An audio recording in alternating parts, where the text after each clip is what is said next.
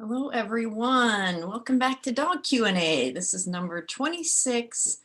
And with Thanksgiving this week, just around the corner, today we're going to do a Thanksgiving safety for dogs.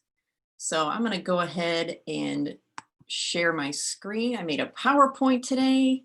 I'm excited to try this out. And so what we're going to do today is we're going to talk about which foods are safe for your dog to eat, which are not. I've got some tips on how you can make them safe and healthy for your dog.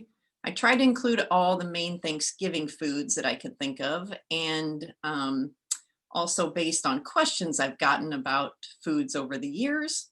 I took the most common ones that I could think of, and I'm going to include all of those. We're going to start with which ones are safe and then move to the unsafe list. And I've added some videos in this with a few recipes, very short, quick videos with a couple of recipes of things you can make for your dogs before or after Thanksgiving. And make sure you watch all the way through to the end, past the logo screen at the end. I've included a funny commercial that I found online. So, okay, so let's get started on our Thanksgiving safety PowerPoint video. Okay, so first up, I'm going to go ahead and move the screen. So we're going to talk about first foods that are safe to share with your dog. And keep in mind, this picture is just for a placeholder because it looked delicious. Not everything you see here is safe for your dog to eat. And in fact, much of the way the food is presented here is not going to be healthy for your dog, but we're going to talk about how we can make it healthy for your dog. Okay, so we're going to start off with sweet potatoes. Sweet potatoes are very healthy for pets. Keep in mind, with all the foods I mentioned here, everything should be given in moderation. And the reason is because your dog may not be used to these foods, so you don't want to introduce a bunch of new foods all at once to your dog because that could upset their tummy. And you also want to keep them as raw and I should say as raw or cooked, but as natural as possible. So like sweet potatoes are a great source of fiber, B6, vitamin C, beta carotene. However, a baked sweet potato with butter, brown sugar, vanilla, and spices would not be something good for your dog. And avoid the sweet potato casserole with all the spices and fillers. But you can cut up a raw sweet potato and give your dog a bite of that. And here I've actually got a recipe on how you can make sweet potato treats for your dog. Let's take a look.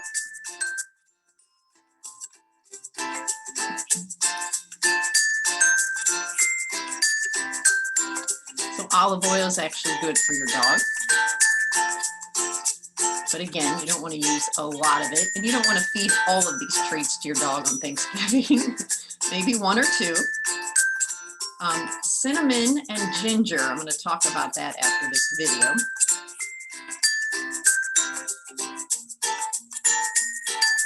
So very simple, quick recipe, 3-4 ingredients, baked, and this dog loves them. There's the recipe printout if you want to take a screenshot of that. Okay, so maybe I can actually keep the printout.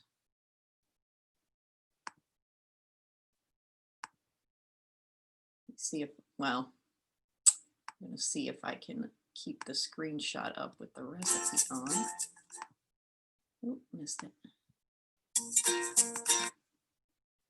It may or may not be visible. There we go. Okay, so I'll keep that up while I talk about the cinnamon and ginger that are in this recipe. So ginger, and all this information I got from Dogs Naturally. You can look up their website. They have excellent information about holistic pet care.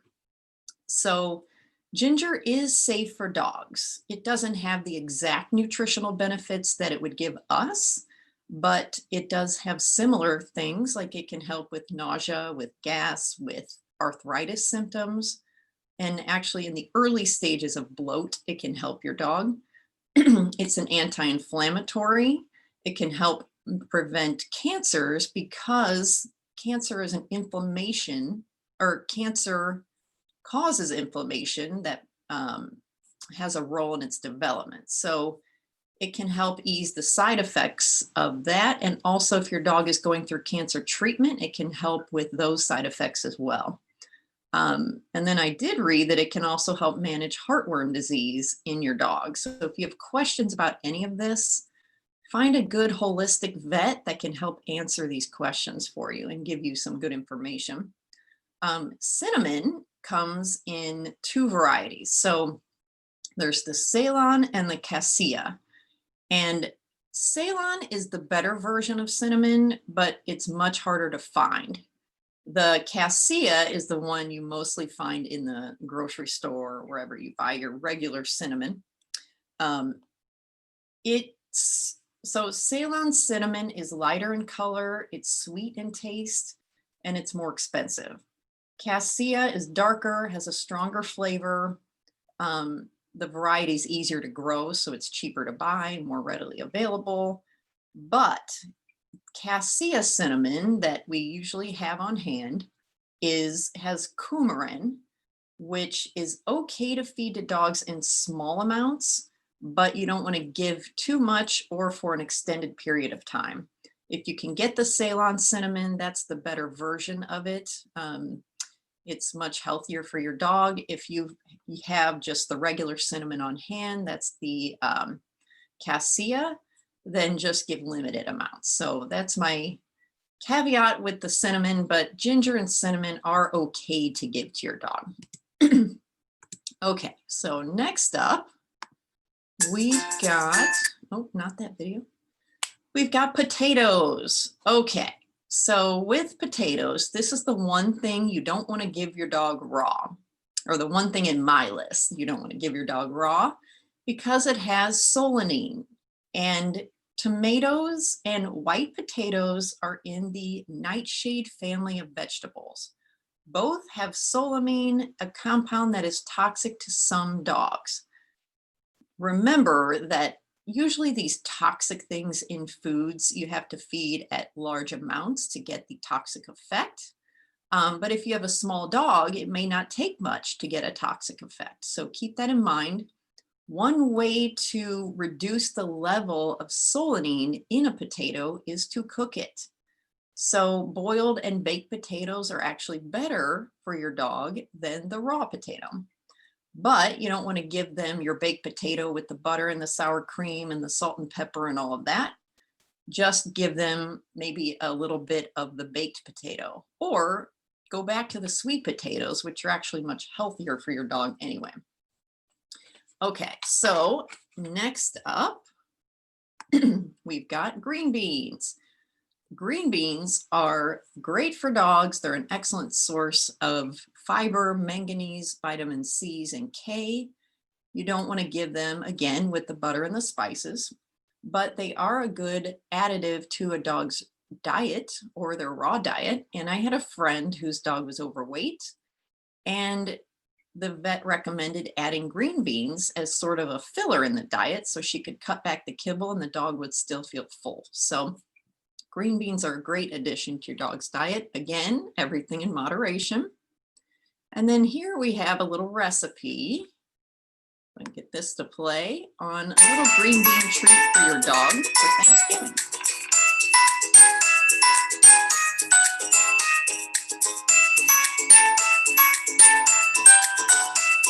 Again, olive oil, healthy.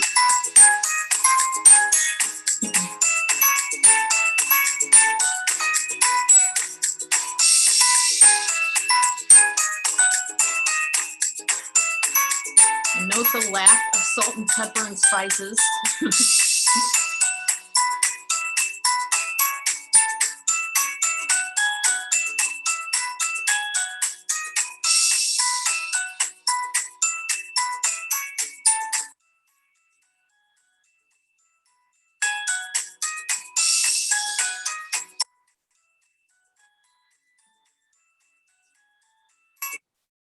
So that dog clearly had not seen this food before or didn't seem to have known what that was, but liked it.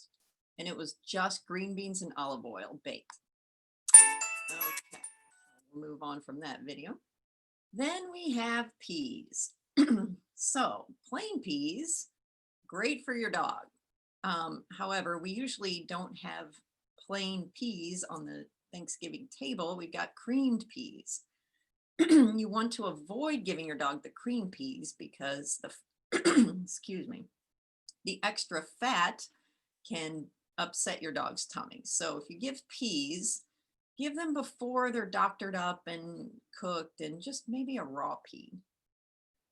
Okay, next up we have Brussels sprouts. And I've got a funny video after this slide, which is just too much for me. But I thought you would enjoy it, so I put it in. Brussels sprouts are great sources of vitamins A, B1, B6, C, and K. They also contain folate, potassium, manganese. It's said that dogs can chew on the stalk like a bone.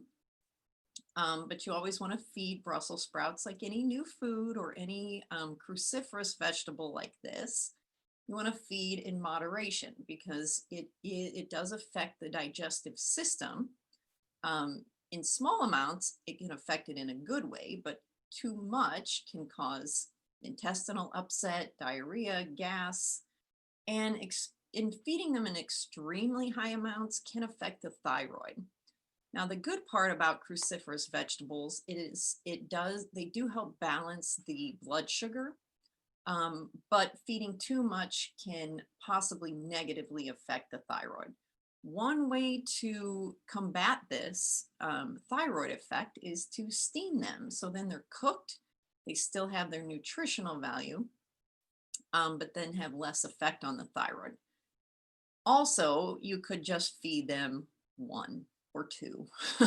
And again, don't feed them with the butter and spices. Okay, so now you have to see this video, which is crazy.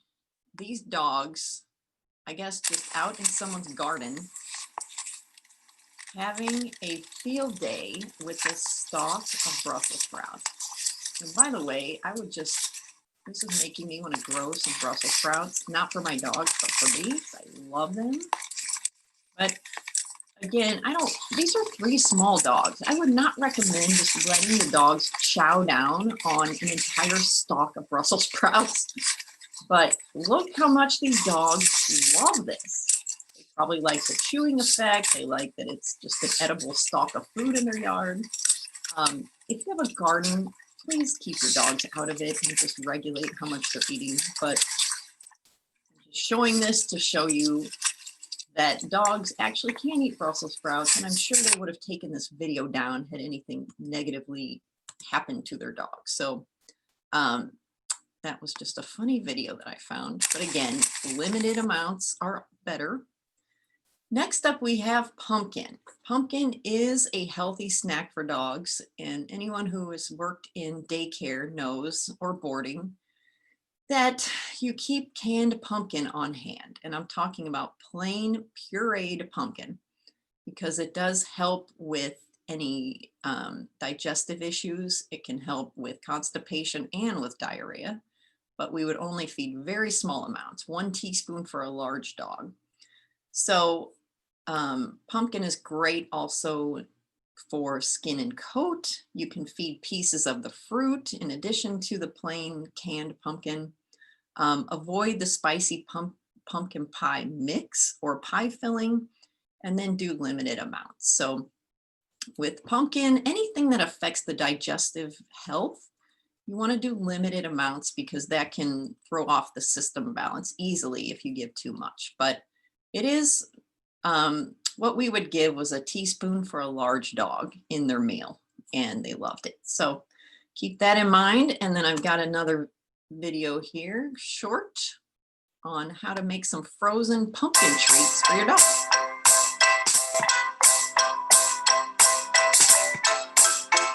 Plain pureed pumpkin.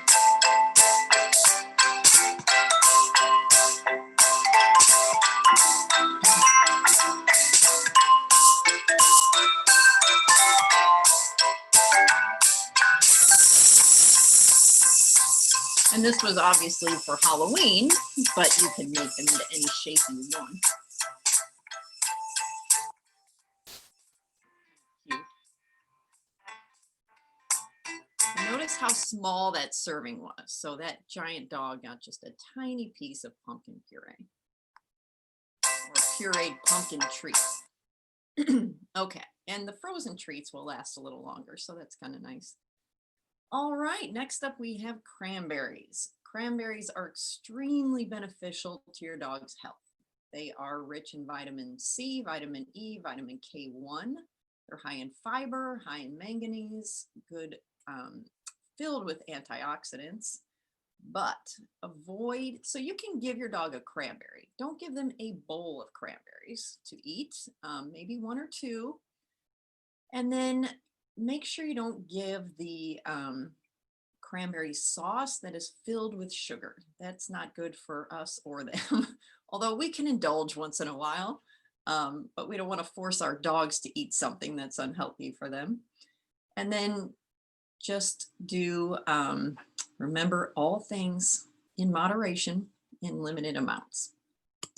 Okay, so now this is the big one. Can my dog eat a turkey leg or a piece of turkey or a whole turkey? I wouldn't give your dog a whole turkey. However, you can give your dog some turkey meat.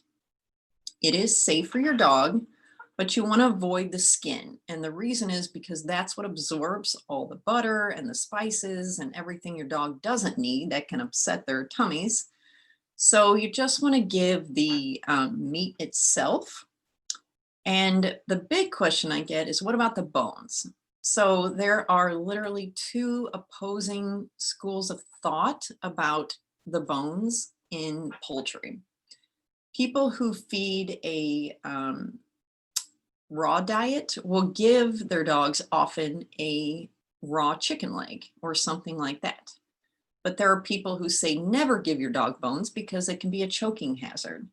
The caution is that poultry bones are more brittle than other meat bones, so they do have more propensity to splinter and cause damage in your dog's digestive system. So if you want to do bones, you can actually grind them up so your dog gets the calcium, but then they don't get the choking hazard. Bones are good for your dog to chew on because it helps keep the teeth clean, but there are cases where dogs have broken their teeth on the bones, so grinding them up would help with that as well. Just make sure you give your dog something appropriate to chew on to help with their teeth. So yes, you can feed your dog turkey, but just give some of the meat without the skin and the bone.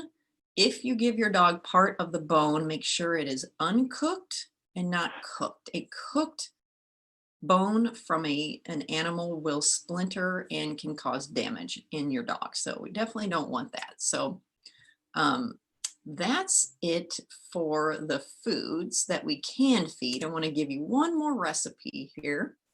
And this one is a turkey cranberry treat you can give your dog.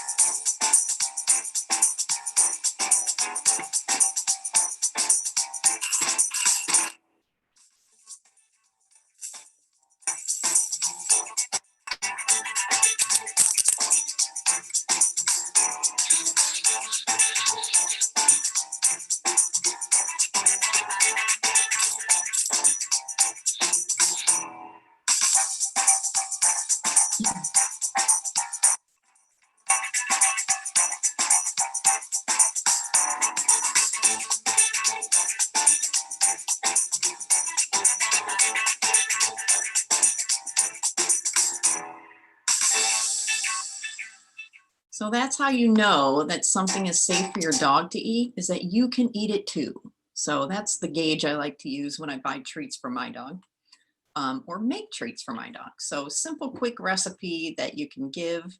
If you have leftover craisins, those dried cranberries, or leftover ground turkey, you can use that and make up some good treats for your dogs. Okay, so now these are going to be the foods to avoid feeding your dogs. And most of that is actually pictured here. So even though it looks delicious to me, um, here's a quick list. Turkey skin, turkey drippings, gravy, the twine that you wrap the turkey with. Some people may not consider that, but of course we would never just feed that to our dogs, but maybe accidentally it might be on there. Turkey bones, especially cooked, stuffing, sage, raisins, grapes, onion, and garlic are all actually toxic to dogs. Nutmeg, nuts, mushrooms. There are actually mushrooms that are beneficial to dogs, but the ones you're probably feeding on Thanksgiving are generally not going to be. So we'll keep mushrooms in the list. Fat trimmings, fatty foods, all the butter and all that stuff. Corn on the cob, chocolate, candied yams because of the sugar, bread dough, and alcohol. Those are both toxic because of the yeast in the dough and alcohol. So those are the toxic things for your dogs that we don't want to feed. Now, as an added safety tip, don't forget the trash, because this is where all the food is going to end up that's not eaten. So you want to make sure and keep your dog away from this as well. So one thing I did for our scavenger dog when we got him was we got some dog-proof trash cans. So those are these with the pedal on the bottom and not the sensor on top that your dog can open if he puts his head over it, but one that you operate with your foot. Now, of course, a desperate, strong dog could knock that over and get into it. Many dogs would not try. So that's one option. There's also this trash that goes into the cabinet, or if you have a cabinet, you can put the trash in for the day. That's another option. A third option would be crating your dog out of the way of the trash. So you can put your dog in the crate, give him a nice chewy, and then clean up the mess and the leftovers from Thanksgiving. The last option, which I really like, is having a baby gate for your dog. So he's not even in the kitchen, which is similar to the crate. He can see everything, he can interact with people, but you don't have to worry about him getting a scrap off the floor or digging in the trash or anything like that. So that's a very simple way to address the issue. And so happy and safe Thanksgiving to everybody. I'm going to put up one more screen and then show you a funny video that I found online. So here's my contact information. I do in-home and online training. There's my website. And if you want to be a guest on the Dog Q&A, you can come on and ask me your dog behavioral issue. We can discuss it. And if you want to be a part of that, you can email me at the email on the screen. Okay, so last but not least, we're going to end with this commercial.